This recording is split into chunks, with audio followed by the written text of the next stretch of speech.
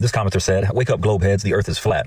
So throughout Islamic history, scholars have spoken about the shape of the earth. And the reality is that this was never a core issue of the religion. You have scholars like Ibn Taymiyyah, rahimahullah, who clearly affirm the earth is round. And even earlier than him, scholars mention this as something known and observed. But notice something important. Despite that, they never turned this into a test of Islam. They never made this from the affairs that people were judged upon, because they understood what actually matters. This issue is not from the foundations of Islam. It is not from the aqidah that determines whether your Islam is sahih or not. It is not something you will be asked about in your grave. What you will be asked about is, who is your Lord, what is your religion, and who is your Prophet, alayhi salatu wasalam. Not, is the earth flat or round. The ulama themselves differed on issues far more complex than this in fiqh and interpretation, and yet they preserved unity upon tawheed sunnah. So let's not take something like this and turn it into what it isn't. Islam is about worshiping Allah alone, following the Messenger alayhi salatu wasalam, purifying our hearts, fixing our salah, staying away from sin, not arguing over something that doesn't increase our iman. So we have to ask ourselves, is this bringing us closer to Allah? Is this increasing our knowledge in a way that benefits our akhirah? If the answer is no, then it's not worth our time. It is definitely not worth dividing over. Wassalamu alaikum wa rahmatullah. Our brother could not be more wrong. Although it is not his fault, the lies run deep, and your scholars have failed you. The philosophy of the sphericity of the earth, the heliocentric theory, the theory of gravity, the evolutionary theory, and the Big Bang theory form a chain of deception that composes an occult pagan religion. It was directly engineered by Luciferian occultists to denounce the existence of God. Heliocentrism is Luciferianism through occult sun worship. This is not just a matter of the shape of the earth, it's a matter of geocentrism versus heliocentrism. It's the difference between life being random or being created. In the heliocentric model, life is meaningless, insignificant, and has no purpose, which leaves the believers of the religion of atheism only able to focus on material worldly pursuits. This is a subject that all of mainstream monotheism needs to wake up to. This pagan religion has hijacked the creations of God for nefarious purposes. Before we get started on the fact that the Torah, Bible, and Quran all very clearly describe the earth as a stationary geocentric plane, I want to first prove that the earth is a plane scientifically, and that the globe model disproves itself within its own foundations. In the globe model, the earth has an alleged circumference of 24,901 miles, first approximated by Eratosthenes, using the Pythagorean theorem. This means that the earth must then curve at a rate of roughly 7.98 inches per mile squared. Over 70% of the earth's surface is water, and water is level, hence the term sea level. Nowhere on earth can anyone measure a curvature rate of roughly 7.98 inches per mile squared on the surface of the earth's oceans or bodies of water. If over 70% of the earth's surface is level, how could it then be a sphere?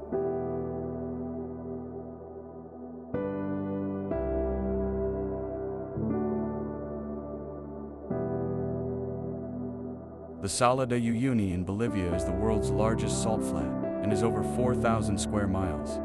It's so close to uniformly level that it only has a shift in elevation of 3 feet. This is not feasibly possible in the globe model, which would require there to be over 2,800 feet of curvature. Measuring from its widest point latitudinally, which is roughly 65 miles.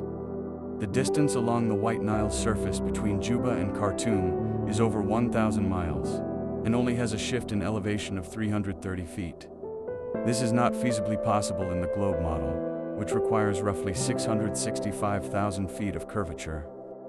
The famously known flatter than a pancake state of Kansas is just over 82,000 square miles, with a shift of roughly 3,360 feet from its lowest point to its highest point of elevation.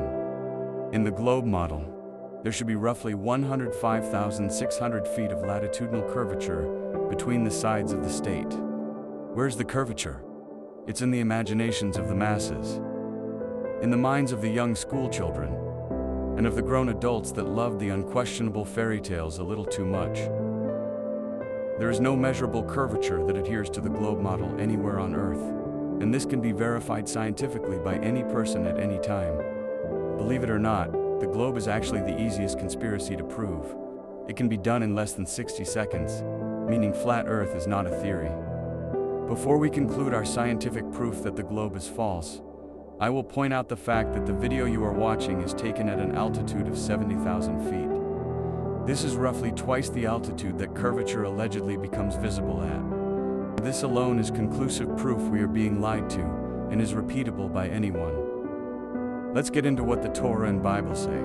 To start, simply look up ancient Hebrew conception of the universe. This is what's described on the very first page of Genesis. This is also what the Quran describes, although the Quran states that there are 7 firmaments. There are over 200 verses in the Bible that describe the earth as a stationary geocentric plane.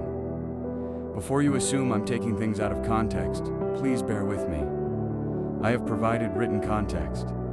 Brothers and sisters, we have been heavily deceived. It is time to wake up from the satanic science fiction fairy tales and give God the praise and acknowledgement that His creation deserves.